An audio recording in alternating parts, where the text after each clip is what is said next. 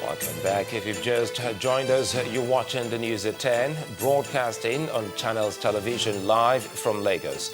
A reminder of our main stories. Joint task force in Kogi raids what it calls a training camp for armed group, arrests over 100 trainees. Federal government bans unauthorized entry of armed security personnel into airports. Two committees at the National Conference reject proposal for state police, and the United States imposes sanctions on key members of Russian President Vladimir Putin's cabinet. All our top stories can be found on our website, ChannelsTV.com, and on YouTube.com/ChannelsWeb. To get us on the move, visit m.channelstv.com to view us live on your mobile device. You can also download the Channels TV app for Android, iOS, and Windows phones from their respective stores. Or please interact with the Channels Eyewitness feature on our Android, iOS, and Windows 8 platforms. If you have pictures or videos to share with us, tap the application on your device, swipe to reveal the Eyewitness menu, and follow the instructions to share your report, pictures, and videos.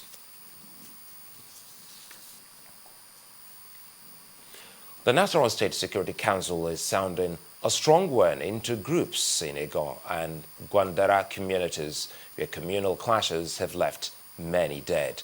Rising from a State Security Council meeting today, the State Commissioner of Police, Mr. Ibrahim Idris, and the Governor, Tanko Almakura, warn against causing more tension in the state. Another law enforcement agencies are carrying out full investigation into these incidents, and we are taking all necessary measures to ensure that those displays are provided some succor. On the issue of the security situation there, the council decided, as part of the measures, for the governor to meet with the president to highlight some of the serious issues bordering on security in the state. Some of these issues include that this eager committee that we're talking about, this is the first time in 2 years they were displaced. They just returned to that committee just 1 or 2 months ago, and they've been displaced again. So obviously, very drastic measures have to be applied to ensure that as full Nigerians, they have the right of residence of their birth. The essence of this meeting is to get all the security operatives in the state to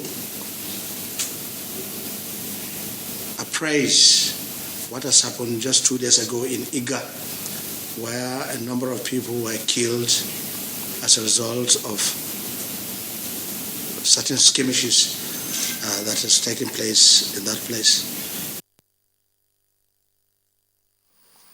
We're still on security. From the 1st of May, no security details or aides will be allowed with their principals into restricted areas of the 5 international airports in the country. This is an order coming from the presidency, and the reason is clear. This has become a threat to national security. To ensure that plans put in place for effective implementation, a 12-man committee has visited the Petroleum Mohammed International Airport in Lagos. The committee says a joint operation by men of the armed forces and other security agencies will spearhead the exercise. Over the years, it was the practice of government protocol officers, aides of dignitaries, protocol officers of private companies, unauthorized, uniformed and ununiformed military and security officials to move unhindered in restricted areas of our airports. This wholesome milling around in the immigration and customs areas is a threat to national security. A stop will be put in play, will be put to the practice forthwith. And there will be no sacred cow. We are going to deploy soldiers, Air Force, personnel, police, federal security, civil defense here. But from 1st of May, you will see that basically it's not going to be like you saw abroad, overt, covert policing. This will be overt policing. You will see. Well, for more on the news at 10, now to my colleague in Abuja studios, Linda.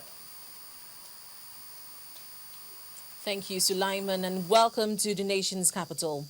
The National Assembly's probe into the lease of aircraft by the Minister of Petroleum Resources, Yazani Alison Madueke, scheduled for tomorrow, April 29th, has been put on hold. This follows a Federal High Court order which has asked the National Assembly to explain the purpose of the probe.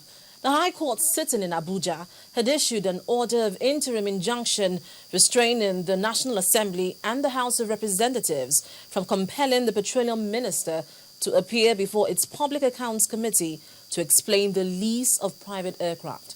Our correspondent Loretta Chiogo highlights some of the allegations leveled against Mrs. Alison Madueke. To a point where they are comfortable with it.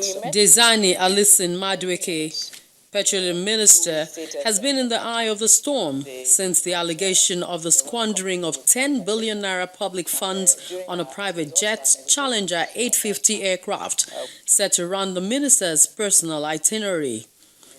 But in her defense, the Nigerian National Petroleum Corporation says it is standard practice for a large oil and gas corporation such as the NNPC to make use of the most efficient means of transportation to ensure the effective and efficient coverage of the vast scope of critical oil and gas assets under their purview. The presidency claims it is not in possession of documents or papers or has any petition relating to such issue. Alison Madueke's tenure as Petroleum Minister, which started in 2011, has been scared by controversies. The 2011 petrol subsidy scandal, in which the Parliament approved only 245 billion naira for payments, saw the government spending 2.5 trillion naira. As it is, the House of Representatives looks to be tied by the hand in the planned probe of the very many alleged financial improprieties in the oil ministry, courtesy a court injunction received by the Petroleum Minister on 14th of May, stopping the proceedings, and handed over to the House of Reps on Monday, 28th of May. Before his controversial suspension, the former CBN boss Sanusi Lamido Sanusi had at series of parliamentary hearings this year listed wide-ranging alleged fraudulent acts by the NNPC, mentioning the unremitted $20 billion oil money. All eyes are on the presidency to see if it would wield the big stick again this time, as it did in the case of the governor of Central Bank of Nigeria, Sanusi Lamido Sanusi, who was accused of financial recklessness, just as this. For clarification Loretta on the state Chiogo, action, Channels Television News. presidential memo. The trial of Fred Ajidwe on charges of defrauding two Dutch businessmen of $1.69 million could not proceed today at the Lagos High Court, Ikeja, owing to the absence of the prosecution witness. The Economic and Financial Crimes Commission, EFCC, who is prosecuting the case, told presiding Justice Kudirat Jose that some of its witnesses who reside abroad were not in the country because the commission was unsure of how the matter would proceed. Counsel to the EFCC, Wemimo Ogunde, informed the court that the defense counsel, Mr. Olalekan Ojo, had last week Friday, the 25th of April, served the commission with a process for a stay of proceedings. He said that based on the incident, the EFCC could not extend an invitation to the witnesses to travel down to Nigeria, even though the defense team later called to say that the process was served in error. Mr. Ogunde also told the court that the commission was being careful in extending invitation to witnesses because a similar incident had occurred in the past when the witnesses came, but the matter did not proceed. He subsequently asked for a 21-day period to enable the EFCC get the witnesses to attend the trial. The defense counsel, Mr. Olalekan Ojo, has however opposed the request for a 21-day adjournment, saying that the period was too long to get a witness from abroad. Ajidwe and one Charles Okori were earlier arraigned before Justice Joseph Oyewole in July 24, 2003, for allegedly defrauding Messrs. Remy Sina and Pierre Vigin between July 30th, 1999 and February 9th, 2000. The matter was, however, stalled for almost 10 years as the defendants failed to attend their trial. And advocates of state police in the country may still have a lot of work to do, as two committees at the National Conference rejected the idea of the issue and failed to get the approval of the committees on devolution of power and national security. The issue was debated with passion by proponents and opponents of the two committees. Our correspondent Larry Lasisi has the report.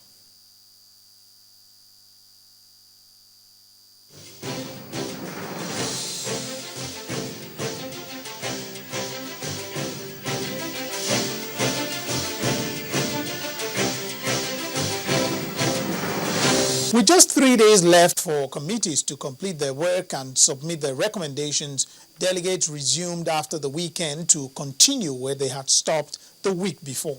Some committees are still receiving presentations from resource people and agencies they had invited, such as the Nigerian Communication Commission and the Nigerian National Petroleum Corporation. The Committee on Devolution of Power continued where they left off, debating items that should be moved from the exclusive list of the Constitution to the concurrent list. But it was difficult to reach a consensus on the item on mines and minerals, including oil fields, oil mining, geographical surveys, and natural gas. We tried consensus, it did not work. The next stage is to maybe vote. If we get 70% in support or against, it is removed from the exclusive legislative list to the concurrent list. You are a co-chairman. You have equal status. Therefore, you are in a position to preside over this committee meeting and for us to take a decision. Thirdly, Mr. Chairman, for anybody to threaten us that if we don't take any statement is a threat. Any statement is a threat. Excuse me, let him whatever steps that is required for us to take, we should take it. If further constitution is deleted, so be it. But for me, I don't think we need to adjourn just for it. So we can go for further consultation because it's a very sensitive issue. We are going observing today. Today we haven't reached a consensus. So we have to adjourn. So we have to adjourn. To make progress on the remaining aspects.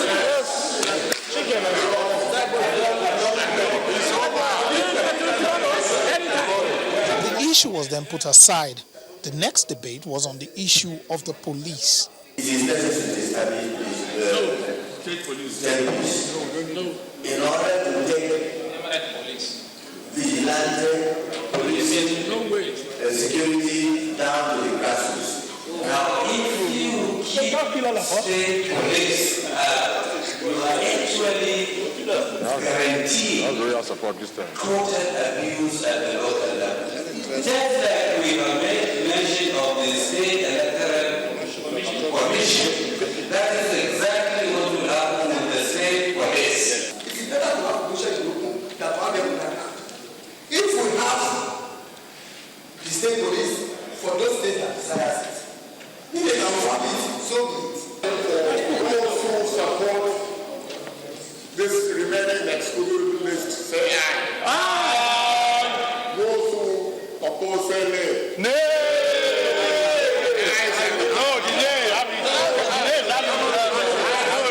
In the Committee on National Security, the Subcommittee of Police, presenting its report, also rejected the creation of state police in the country. The subcommittee, however, recommended that the appointment of a commissioner of police should be in consultation with the state governor. A lot of these committees understand that time is not on their side and are now working to complete their assignment before Wednesday. Lanre Lasese, Channels Television News.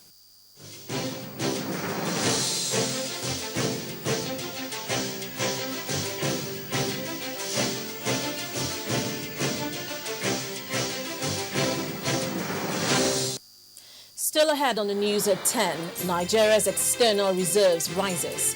Please stay with us.